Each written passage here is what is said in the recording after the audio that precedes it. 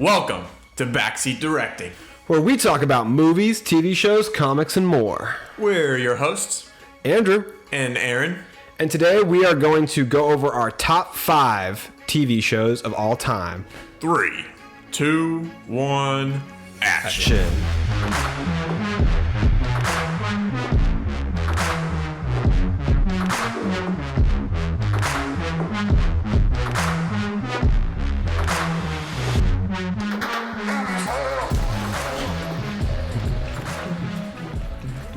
We have gotten really good at our intro. Yeah, Remember the first 3 or 4 episodes? It took us probably 7 tries to get the intro down. This takes us 20 times to get it right on the first try. Yeah, and now we just knock it out of the park first time around.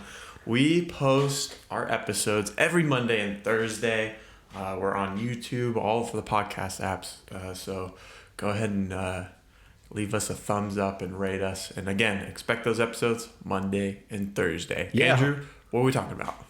So today we are talking about our top 5 TV shows. So this is an open category. We are discussing all kinds of shows, live action, animated, anime, everything from action to drama, dramedy, comedy, everything. Nothing is off limits. Maybe. Yeah. Sitcoms, it's all under the umbrella. Just me and Aaron's personal picks for our top 5s. And if you guys want to agree or disagree in the comments, hit us up with your top 5, which ones rang true to you and which ones you disagreed with. Yeah, man, it's hard to pick favorite movies. I feel like I have a hard time whenever we do these kind of shows, because there's so many good options out there. But I feel like TV, they pump out TV shows right and left, Yeah. It's hard to narrow them down. I think I maybe have 1, maybe 2 that are similar or same as yours. I think we definitely have one. And I think I'm kind of telegraphing that move in some ways. I'll start off by getting the obvious out of the way so we can discuss it. Sounds good. One of my favorite TV shows of all time, guaranteed to spot in my top 5, is Netflix's Daredevil. Starring Charlie Cox. That I assume is on your list? Of course. Yeah, it's on my list for sure. You are correct. They had 3 seasons, 39 episodes. It has an IMDb rating of 8.6 out of 10. It ran from 2015 to 2018. Fantastic show. Go ahead. Story about a blind man who becomes a superhero in the terms of enhanced abilities of his other senses. He is able to see the world around him in a way that others can only imagine. He has a sort of radar sense, and he uses this to protect others from the dangers in Hell's Kitchen, New York. Yeah, an awesome character. I love how the show was shot, and I love I say it all the time in these podcasts, I love the grounded aspect of a show or a movie, and this one definitely captures it. There's not a lot of crazy over-the-top CGI or effects or even stunt moves that would be take you out of, they don't follow the laws of physics as, it was very grounded in their fight scenes and how they conducted their business. I love the way that they play the aspects of his blindness and his powers of his radar sense in every aspect of the show, whether he's Matt Murdock or Daredevil. Just in instances of him, whether he is hearing somebody's heartbeat in an interrogation room to know if they're telling the truth, or if he's just walking down the street and he can smell and hear and sense that somebody's following him. He does all these things as Matt Murdock, and just these casual things he does too, where he uses his hands to furniture walk or to feel for a door frame. Just the convincing way that Matt Murdock plays the part of the blind man. All these small details accumulate to such a real feeling that he's this blind man with superpowers. And I mean, obviously, Charlie Cox is a legend himself. I love seeing him on screen. He does a really good job at portraying a black. Oh my gosh. Blind character. So much so that he had an audition for Solo, actually. And he said that he didn't get the part because he kept looking past his scene partner. Yeah, scene partner and cameras as well, because he was so used to playing a blind character. So I thought that was interesting that he was so dedicated and in tune with this character, Matt Murdock, Daredevil, that it affected him getting other roles in movies. Yeah, he said afterwards, once he recognized the problem, he was able to train himself out of that habit. But it's just such a high level of dedication to that part that became like second nature to his acting. Yeah. And I've seen him too say that sometimes it requires many takes for something simple like grabbing a water bottle. Yeah. Because he says, whereas Charlie would look and grab the bottle, Matt Murdock would just keep his head straight and he knows where it is in space. So he ends up flailing about, requiring multiple takes for something like that. But that's just the level of detail of that show where, you know, so many things go into it. I really love in the like first series, I love the first season so much. It's probably my favorite. They just bring everything together in the episodes, such as the scene where he hears the gentleman interrogating Night Nurse, and he knows he's lying when he leaves. Then he uses his powers to drop the fire extinguisher and hit him on the head and interrogate him. They just they make use of these things. Yeah, excuse me. They do a good job of kind of balancing all aspects of the story with the different fight scenes and stuff being really, really excellent, but then also having a fantastic story to go along with it and not just kind of relying on the action. Right. And something that I use as criteria of what makes a good show or a good movie is if I go into it with low expectations or not knowing much about the project and then sitting down and just being 100% encapsulated in the story of what's going on. And this is what Daredevil was for me. I knew he was a superhero. I knew he was blind going into the show, but I knew nothing else about him. I hadn't at that time read any of the comic books. I have read a few now, but I was able to just sit down. I was like, I'm just going to kind of put this on for background noise.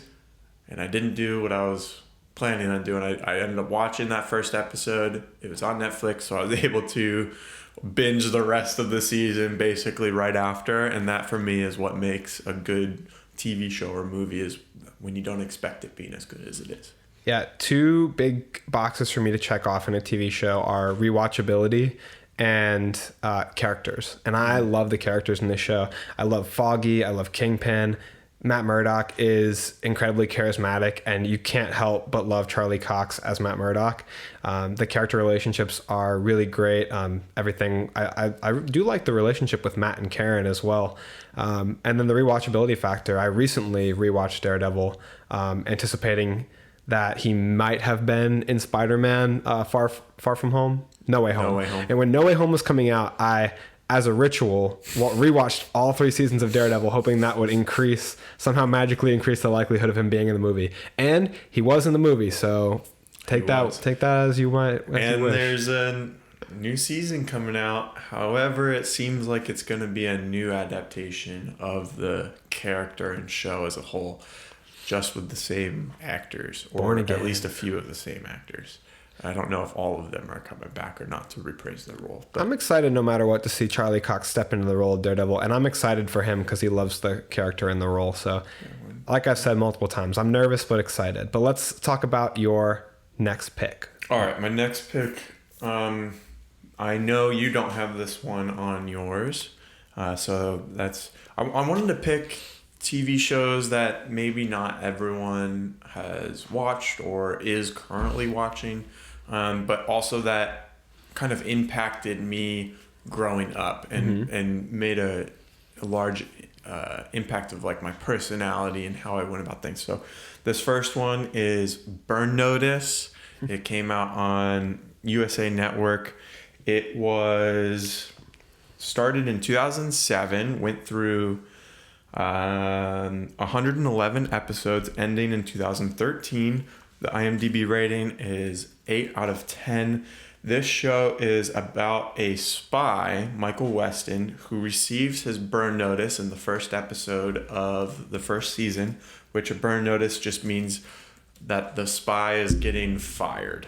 So he was in the middle of a job too, and he got the call and was like, hey, we got your burn notice. And now all of his assets and connections are just like wiped off the face of the earth. So all of his aliases and credit cards and all this stuff that had to do with his alternate personas and characters that he had to take within to go into these other missions, they're all gone now. He doesn't have access to any of those. So in the first episode, he has to quickly work his way out of that first mission that he's on. And then he ends up stuck in Miami, Florida, which is real close to where we live. So that's kind of cool, seeing it in Florida. I do like seeing stuff set in Florida for whatever reason. Me too. It's just fun because it's where we live. It just adds another relatability factor to it, you know? And I just thought it was cool. It was like, hey, like I'm pretty close to where these guys are at. I always thought that was cool. But yeah, he ends up becoming like a personal investigator for different missions here and there. Ultimately, why he's trying to solve the mystery of why he was burned. That's the story that kind of connects all of the episodes and seasons together. The larger story arc. Have you ever seen this? I've watched quite a bit of the first season.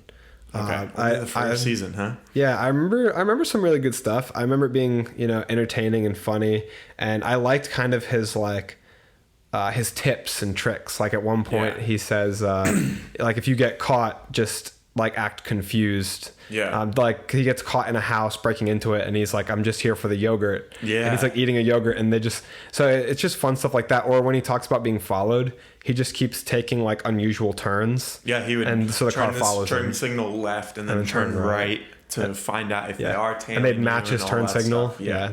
So just neat tricks and interesting stuff like that. And I took those growing up. I took those tricks really serious. Yes. I was like, this is so cool. I'm learning how to be a spy. I remember that's a fun part of the show. Yeah. I remember I would like sit down waiting for my mom to pick me up from school or whatever, and I'd be against this wall and I'd have my phone set up to where I could see in the reflection behind me, because it's like I'm a spy, and I don't want anyone sneaking up on me and stuff like that. So I feel like I had a big impact of like my personality and stuff, and I think that's where my interest in all the like kind of spy and detective and kind of a grounded nature to my taste in movies and shows kind of started, was from Burn Notice. Yeah, that is a really fun aspect of the show, to like make a kid excited to be a spy, Yeah. I remember really liking that it had Bruce Campbell in it. Bruce Campbell is like one of the Mount Rushmores on the nerd, or one of the heads on Nerd Mount Rushmore. Mm-hmm. And I remember a really cool line in that show where he says like, when you're being followed, the number one way to get out of it is to be willing to do something that your pursuer won't do. And he like jumps off a roof or something. I was like, that's pretty cool. Yeah. The other guy just looks down like, I don't know about that. Yeah. So a lot of like the shows that I enjoy nowadays are shows that are like a cohesive story across all the episodes, and they don't have like a lot of like identical side missions, like NCIS, they have like kind of a broad story, but it's mainly like this episode wraps up the whole story. Yeah. So that's normally my preference nowadays, is a show that is like fully connected throughout the whole season. But with that said, I rewatched this like a year or two ago, and I watched it all the way through. I love it. This is definitely one of my favorite TV shows. It's a great show. From what I've seen, it's an entertaining show. Yeah. So I don't want to sound like I'm trying to act like I watched it. Yeah, it's okay. I know I haven't seen some of yours. Oh, you definitely haven't seen some of mine. Speaking of, the next show that I'm going to talk about, I know you haven't seen, it is Naruto. And I might have to pick one or the other, but I'm choosing to consider Naruto and Naruto Shippuden as one series, because it picks up right where, there's a time skip, but they tell the exact same linear story. So Naruto... Well, then is... never mind. I would pick Naruto Shippuden if I had to pick one, to be clear. Although there's so many epic moments in the original Naruto that add to the weight of Naruto Shippuden, I always recommend watching the original Naruto series first, because you would miss such great moments like Rock Lee dropping the weights, or the Sasuke retrieval arc. Such important things to the weight of the series, of the development of these relationships with the characters. We're talking about a show that ran for 15 years. Naruto, the original series, ran from 2002 to 2007, and then in 2007 Naruto Shippuden picked up and ran until 2017. So that show ran for 10 years. Are those same characters and stuff? Yeah. I mean, new characters get introduced because there's hundreds of episodes. Right. But it's the same core cast. There's a time skip between Naruto and Naruto Shippuden, like I said, so the characters are a little older. They update some of their looks and their outfits, and they, are stronger with new abilities. But this is such a long arc and journey for the characters, not only physically and through development of their skills and powers, but emotionally and in terms of their relationships. Because we start out with Naruto as this young kid who is kind of shunned for being like a monster, because the plot of the show is that he has the Nine Tails beast trapped inside his body. It's this ethereal monster who's kind of just almost pure chakra, and he's like a powerful agent of chaos that they have to seal inside of humans in order to keep it contained. So since his parents died doing that, he's looked down upon kind of by the entire village, and he's an outcast. And we see his whole journey 15 years later, where he becomes the hero of the village, which is all he ever wanted, was the love and respect and adoration of the people of Konoha. And he becomes like the hero of the Hidden Leaf, and he wants to be their leader. He wants to be the Hokage, which is a perfect encapsulation of Naruto as a character who he doesn't accept all the hatred. Even despite all the hatred, he wants to be a hero to these people, and he wants to change his image, and he wants to be a hero and a good person. So it's just kind of so interesting the way he never accepts defeat, and that it's very interesting. In a lot of ways, it's a kid's show, but there's also so many greater themes like war and love and never giving up on your friends.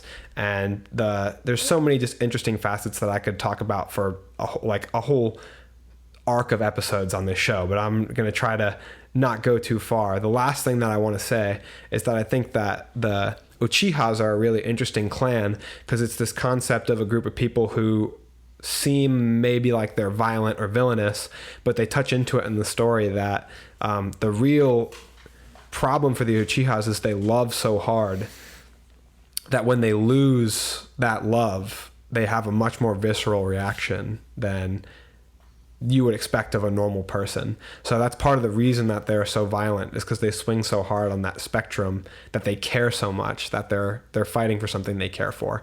So there's a lot of great themes in this story, and I recommend watching it to anybody. It's a good intro anime for every reason other than the fact that it's so long. I tend to recommend shows that only have a season or two for a first anime, but this is a great anime to give you an idea of what shonen animes are like. It's, that fight arc, characters start off weak and then they just develop, and you grow to love them so much because there's hundreds of episodes in shows like this. Like comparable shows are like One Piece, Dragon Ball Z, but this is a great anime. Yeah, I haven't seen any anime shows, and you were talking earlier that we should do Aaron reacts to his first animated show. We're gonna do. This is in the works. We're gonna do this episode. We're gonna live stream Aaron's first anime that he's ever watched, and then we're gonna do follow-up episodes on him reviewing, talking about his experience with his first anime and that specific show. I have a show in mind, but Aaron's not gonna know what it is for now. Yeah. All right, so moving on to my next show, and again, none of these for me, anyways, are in any particular order. They're just 5 shows that I really like and enjoy. Same for me. The next one that I have on my list, though, is probably one that you don't have on your top 5, but I know that you really enjoyed this show. And that show is Psych. Again, on USA Network. I love Psych so much. I'm glad it's being talked about here. Yeah, it's great pick. Yeah, it's kind of a, what'd you say, like a comedy. It's like a comedy detective show. Yeah. What do they call them when they're like a serial detective show? It's like episodic for the most part, but with a lot of comedy injected to it. Yeah. So Psych is about this guy named Sean Spencer, who is just a regular guy, but he ends up convincing the police that he is a psychic, and it's hilarious when he ends up going into like these psychotic episodes, where he's being very over the top. However, he's not psychic at all. And what he actually is just hyper observant. And he was taught this by his dad, who was previously a cop. So Sean and his best friend Gus work with the police to help solve different cases.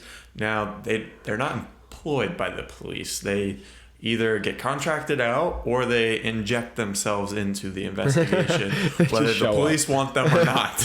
I love Burton Guster. Gus is the man. The blueberry. Oh my god. Pluto. The blueberry's so iconic. That's their car. All of it. Oh my gosh. Gus is definitely more of like a professional college guy, who is a lot more serious. He's the perfect contrast to Sean and his silliness and antics. He's a businessman. He does things by the book, or at least tries to, and then Sean always kind of pulls him across the line. Is like, but there's a lot of scenes where Sean is going through and observing different things, and when he sees something, like it's really cool. The camera like zooms in on it and then highlights it. So it's like you're there with him, observing these minor little details that he's then running away with, doing these crazy different jokes, throwing himself against bookcases and rolling over and grabbing people's faces and doing all these weird things. But he relies on Gus a lot to give him like some information. And of course, Gus knows that he's not psychic, and then his dad obviously knows that he's not psychic as well. And it's just a lot of fun.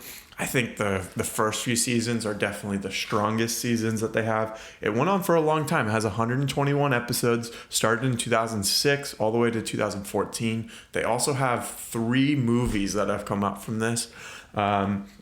It just seems like they have a lot of fun on set while still like telling a good story, keeping you entertained. It's definitely a kind of a lighthearted show to watch.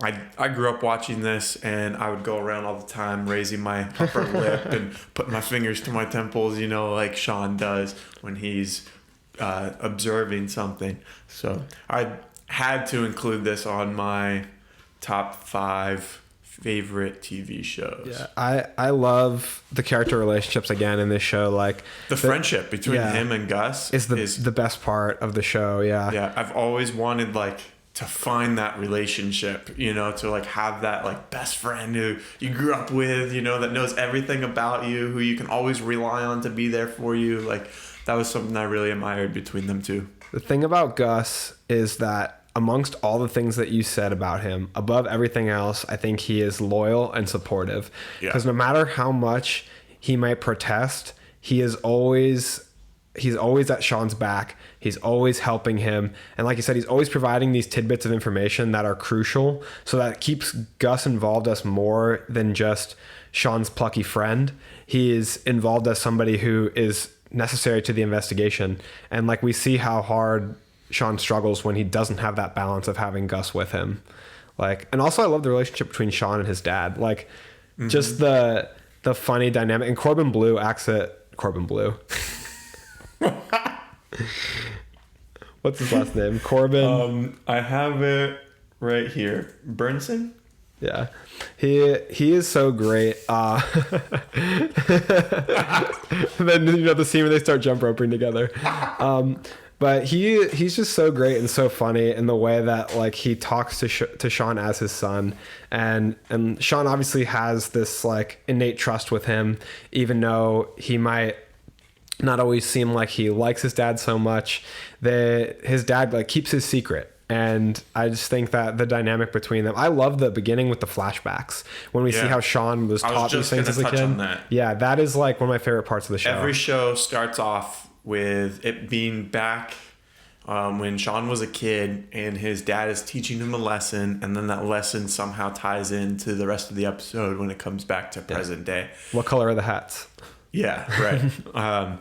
And then a funny thing that shows how little I was paying attention when I was a little kid.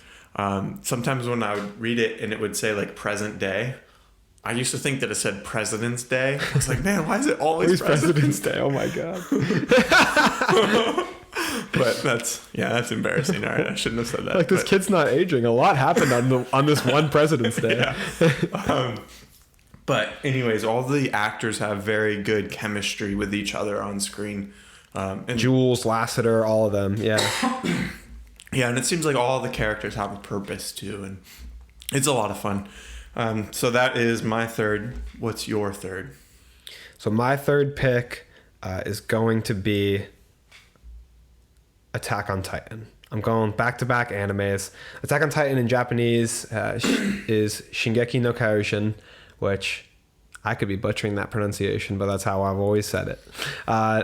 This is a show that really has taken the anime community by storm.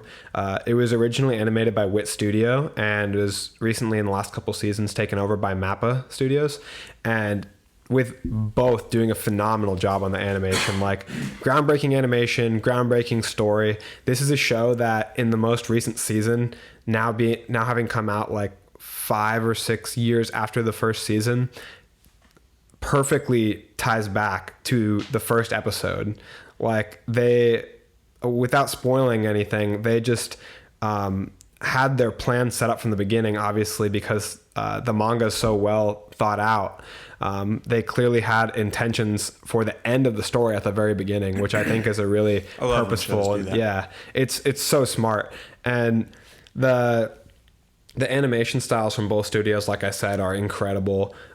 This show is kind of like my gateway anime, because I watched a lot of shows when I was a young kid, like Full Metal Alchemist, Brotherhood, and Dragon Ball Z, different shows, but I didn't really get back into anime until Attack on Titan came on Netflix, and it has such a shocking way of grabbing you into the show. It's really like, I love the kind of shows that suck you in. I want to feel like pained that I can't go on to the next episode. Like I want to not want to go to sleep, and this show does that to me so well. The fight scenes hit so hard. So to go over the general premise of the show, they live inside these giant walls where they're kind of prisoners to the outside world, because the outside world is full of these rampaging giants that eat humans called Titans. And so there's different branches of the military, but one of them is the Scout Regiment, who goes out and travels into the world to explore. So those people have to be able to fight Titans. So they're this force of warriors that often gets decimated because the Titans are such an imposing foe. But young Arron wants to travel outside the walls. He is our main character. His name is spelled Eren, so you thought your spelling was different. But Eren Yeager wants to explore. The big motif of Aaron's character is freedom, and they're trapped inside this small world they live in within these walls, which, is small is relative, because it's really these giant walls, but it's just a small portion of the world, and he doesn't want to feel trapped. And I won't spoil any of this show because I think it's so incredible. He just pursues that freedom relentlessly, and he's a great main character for the show. And the show has incredible music and opening sequences, and it's just top tier. I mean, if you look at the top rated episodes of TV shows, I think Attack on Titan on IMDb has like 3 of the top 10 episodes. And that's an anime. Anime is kind of niche. So for it to break into the top 10 episodes that many times, the show's obviously something special. And I recommend everybody, I guess not everybody, check it out. It's a little bit, just fair warning, I mean, it's a little bit gory, a little bit bloody. So if you like the things I'm talking about, this show is incredible. It's a masterwork for anime. How long has the show been on for? So the show has 5 seasons, which it's going to sound weird how long it's been running, but it's been running for 10 years, from 2013 to 2023.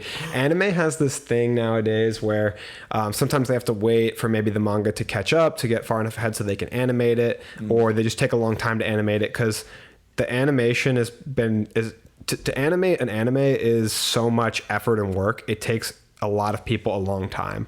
So sometimes you don't just get a season a year, and that's kind of what's been going on. But they're producing incredibly high quality stuff, and you can tell from the responses and the ratings. I mean, Attack on Titan has a 9 out of 10 on IMDb, and that just hardly happens. I mean, we're talking about up there in the greatest shows of all time. And like I said, anime is usually a little bit niche. It's been a lot growing in popularity, which is great. I mean, I think anime has always been hugely revered in Japan, and I think it's just continuing to boom and grow in America as time goes on, become more accepted by the general public, at least, is what I mean. Yeah. So we wanted this episode to be one of our shorter episodes, maybe 20, 30 minutes, easy to digest, but we just get too excited. We want to thank you for listening to this episode, for watching this episode, whether you're on YouTube or Spotify or on Apple Podcast. Thank you so much. We're on TikTok and Instagram as well, Backseat Directing. Leave us a thumbs up, give us 5-star rating. Go ahead and follow us on our social media, and you can see more of our content and what we talk about. And also engage with us, comment, and start a conversation. Continue the conversation. We'd love to chat with you guys more often. Yeah, tell me I'm wrong about my top 5 favorite TV shows. I'll argue with you about it. Yeah. Tell me they're not that good. Andrew loves Star Wars, so bring it on. Aaron, what is your next favorite TV show you got? All right, the next one on my list, this will be my 4th, right? 1, 2, 3, 4. Yeah. So the next one I have 7 of them. It's hard to narrow it down to 5. So like these could literally be kind of drawn out of a hat, but the next one I'll go with is one that we're both excited about, one that we've both watched in entirety, and the topic that also has our TikTok blowing up. Go check out our TikTok, Backseat Directing. This show is Avatar: The Last Airbender. So first of all, I don't know why I was like thinking, oh, we definitely have one in common because of Daredevil. I should have been thinking we definitely have 2 in common because, of course, we both have Avatar: The Last Airbender. You do have this one? Yeah. I figured you would. But don't let me interrupt you any further. Go ahead with what you're saying. This one, it's funny. So I didn't watch this when it was first coming out. I watched it for the first time in 2020 during the pandemic. My wife is really big into this show, and at that time, Avatar: The Last Airbender came onto Netflix, and she was hounding me to watch it. And I was like, man, I don't really want to watch it.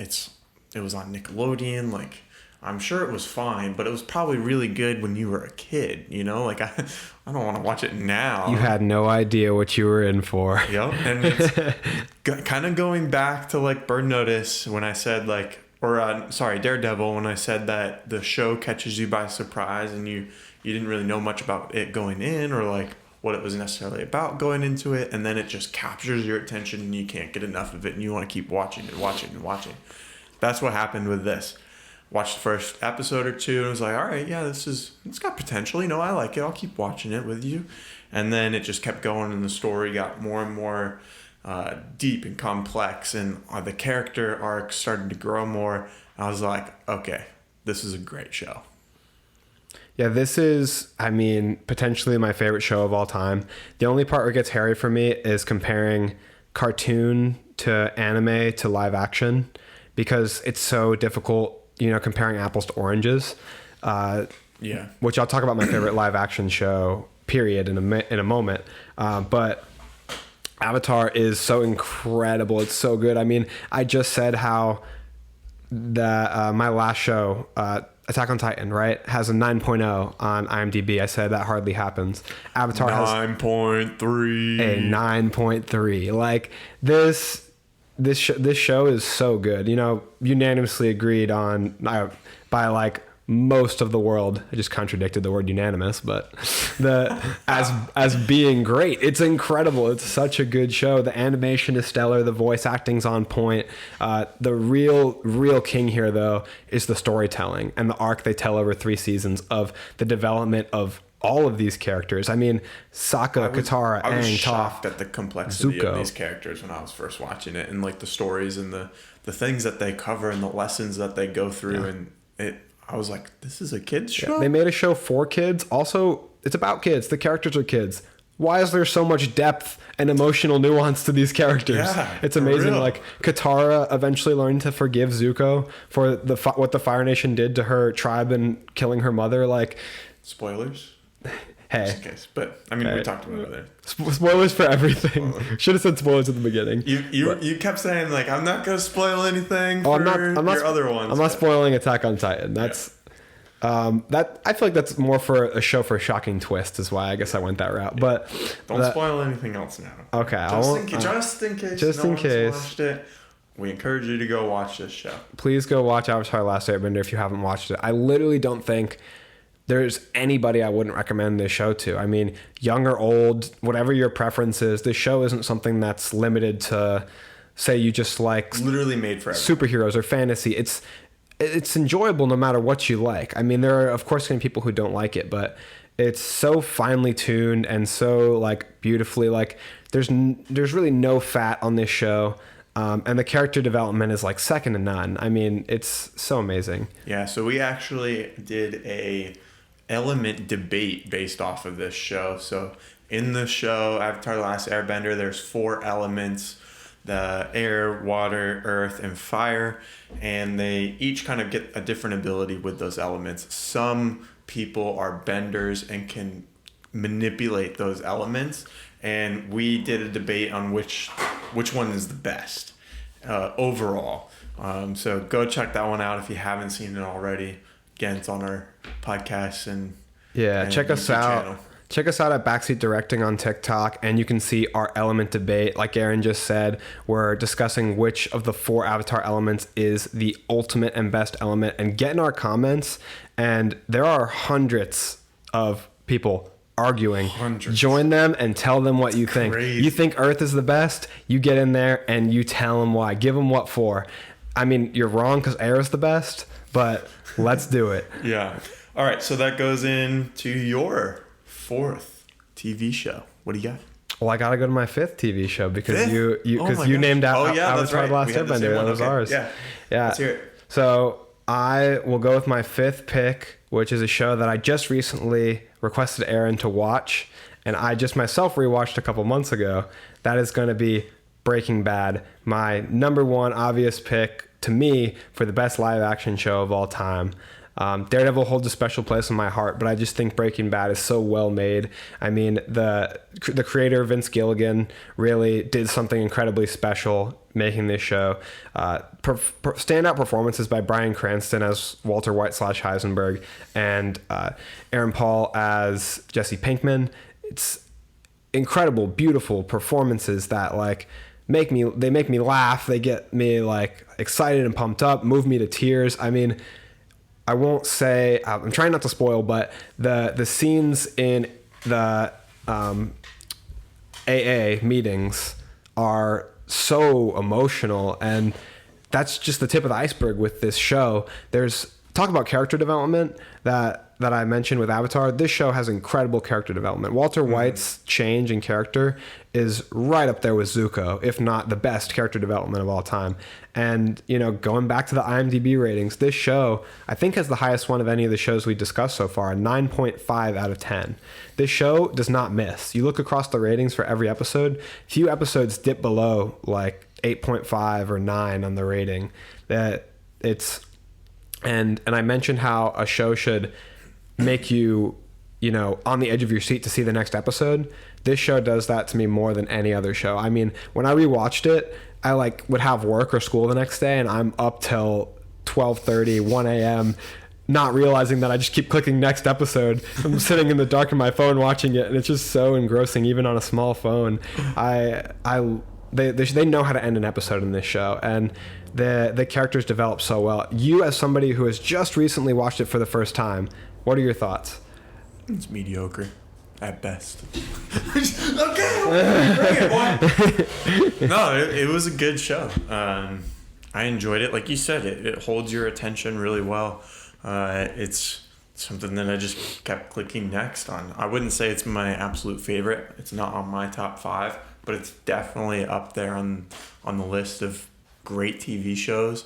Like you said, the character development is really good, and it's good like in a different way too. Like he kind of develops into a monster instead rather than Zuko's developing into your hero. Yeah, Zuko develops in the opposite direction. Yeah, which is normally what audiences want to see. I love seeing him turn into a villain. Walter White is my favorite character in the show, and even though the show has been so successful and well received, it's spawned all these other offshoots like El Camino and Better Call Saul. I kind of don't watch them because of how much I like Walter White and how much I miss him in the universe. I mean, he's such a good character. I have given Better Call Saul a chance, and I will watch 2 episodes? El Camino. A few episodes. I don't know if it was just 2. Right, I'll have to Either way, back. Breaking Bad's a great show. Yeah, it's incredible, and they did something really special. This character journey, and and also everything in the show, you know, from the choice of their music, the cinematography is amazing. I love the way they choose those POV shots and disperse them throughout. They really carry you through the series, like I said, from episode to episode all the way to the end. And they made me sympathize with like a horrible monster of a man and made him my favorite character. So they played me really well. All right, so moving on to my last pick. Again, it could be a few different shows, but the one that I'm going to go with, which I'm surprised you didn't say, but I think in a few years it would definitely be on your top 5 list. It's a show that we've talked about way too many times on this podcast already, Invincible. We did a whole episode on this. It's based off comic books and then adapted onto animation. It came out on Amazon Prime, 2 years ago now? Yeah, let me see. Yeah, 2021. So last year. Almost 2 years. But yeah, it's a good show. It's about a guy who doesn't have superpowers, but his dad is basically Superman. And within the first episode, he gets his powers, and then he wants to be just like his dad. Mm-hmm.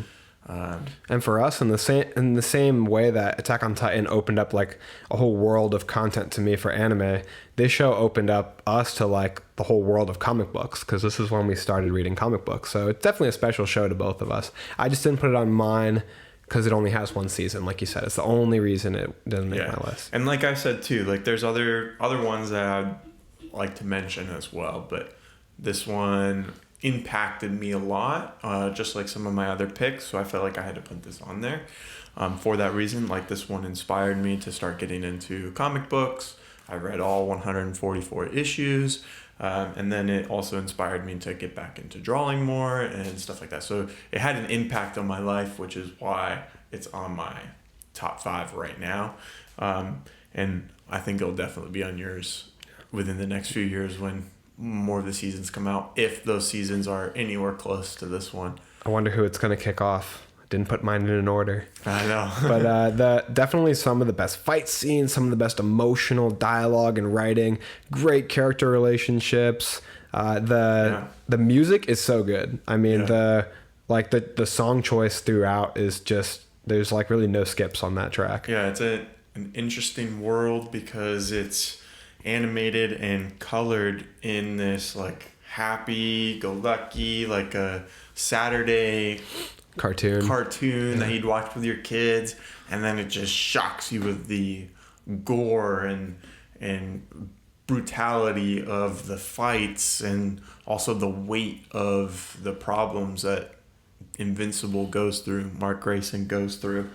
So again, if you'd like to hear us talk more about this, you can check out our Invincible comic book versus show episode. If you haven't figured out the trend here, there are some things that we really love that we give a little bit of favoritism. So I do have a few other notable mentions, and I think you do as well, right? Yeah, I have quite a few. You want to bounce back and forth real quick? Yeah, let's go. My first honorable mention, I'm hoping this is in yours too, but my first honorable mention that we haven't discussed so far is The Boys. The Boys, next on my list. There we go. Perfect. Because when we first you came up with this idea to do this podcast today, and I was like, okay, what am I going to get? I got like 2 or 3 right away, and then I had to like search through a list of shows, right? Because there's so many. I was like, oh, there's this one, that one's good. And then I saw The Boys, and I'm like, oh my gosh, how am I going to make this decision? So yeah, that's literally the next one on my list is The Boys, which we'll definitely do a full episode on at some point. Probably multiple full episodes on just The Boys at some point. Yeah, so that's a great show. Also based on comics, which you've read. Have you read all of them yet? I've read the first 3 volumes, so half. Okay, cool. One that I have, the next one, which I know you enjoyed a lot. I don't know if you'd have it on your list or not. You might, but is Arcane. Not on my list. That's a really good pick, though. I respect the hell out of it. I didn't think of it, but that is a great pick. Right. The animation style is crazy awesome. Very special. it's very unique in the sense that I think it kind of rivals like Spider-Man Into the Spider-Verse, you know, and like being kind of revolutionary in that same aspect. It's a huge compliment, yeah. Yeah. I'm kind of rewatching this. Like I'll put it on in the background while I'm working out, actually, because the fight scenes like pump me up, Yeah. you know. And we are trying to put together a full episode of this one as well. Another thing that we really like that we want to do justice for. 'Cause Yeah. did a considerable amount of research for things like Invincible. So. Right. So what do you got next? So my next thing on here is Dexter. Dexter. I have that written on mine, and it says for Andrew. Yeah, I really I was like. going to be disappointed if you didn't mention it. Yeah, Dexter is definitely in my honorable mentions as one of my favorite live action TV shows. I think that show is really incredible. It has a really interesting vibe to it. I mean, it's another show where they turn something on its head. They turn like a monster, like a serial killer into your hero. I mean, if this show stayed as strong as the first season throughout, it would definitely have a spot in my top 5, no questions asked. But I do not believe it stays as strong throughout all the seasons, and it kind of has a poor ending that we all agree with. 8 seasons, now 9, because they just came out with a new one. Yeah. I'm glad the show's getting kind of a resurgence. I still have to watch that new season to get my thoughts on it articulated. But it's a really good show. I mean, when I was younger, I read some of the books too, because I really enjoyed the show. I've rewatched the first couple seasons 2 or 3 times. But I start to fall off because the show starts, I think after season 4 starts to lose its steam. It's hard to keep a TV show going after, I feel like, 3 or 4 seasons, especially if it's like a show that has a continuation in its story, which Dexter does for the most part. I mean, look at 2 of the shows we have. I've at least have Avatar: The Last Airbender and Daredevil both only have 3 seasons, and we both picked that. Yeah. So, and I feel like even The Boys could benefit with ending soon. Yeah. You know? But we don't want it stretched out. I think that's one thing that I love about Breaking Bad is it knew when its time was up. Yeah, they had a clear plan. Breaking Bad's only 5 seasons. Yeah. And I think that's like kind of the sweet spot, 3 to 5. Yeah. For a lot of good shows. Yeah, shows that go to 8 tend to I'd never seen one that's been equally as good throughout. Yeah, you know? I feel like Burn Notice or Psych can get away with more since they're telling a complete story within each episode. You know, it's not like a cohesive thing necessarily all the way through of one story, one main storyline driving the whole thing. But yeah, I had that one on here for you. Another one that I like, which I didn't think of this off the top of my head. I saw it on a list and I was like, oh, that show I really enjoyed watching. I ended up watching all 3 seasons back to back to back. And it's kind of based off of Dexter, and that is You. Oh yeah, that's a really enthralling show. Like it's unique. It's a lot of inspiration is taken from Dexter, but it's a different type of show than what I normally watch, and I think that's why I liked it so much. It's one of the most bingeable shows in like our current time frame. You know, like the acting is really good. The story is really good. It's interesting. Penn Badgley, I believe he's really incredible as Joe. Yeah, he does a very standout performance. Yeah. Anything else that you got? Yeah, I've got a couple more. All right, let's hear it. I've got Hunter x Hunter, which might sound confusing, but is probably my favorite anime of all time. I didn't put it on my top 5 shows of all time. That doesn't make any sense. So the thing about Hunter x Hunter is that it has 4 seasons, and then it went on hiatus because the author of the manga got sick. So the story's not finished or complete. Gotcha. So I can't formally put it. I don't feel like I can put it on a top 5. I like what they have done with the 4 seasons is so incredible, and I love it so much. But I need there to be more of it. Yeah. Like it's not finished. It doesn't end in any kind of way that could be misconstrued as like an ending. Yeah. It ends like with a cliffhanger that they're starting a new arc of the story. So it's just incomplete. It's the only thing that puts it on my honorable mentions. A show that's kind of similar that didn't really get a appropriate ending. It kind of got cut in the middle of the story or whatever is a show that I used to watch with my mom growing up. It was Rookie Blue. I don't know if you've ever seen it, but it's about cops.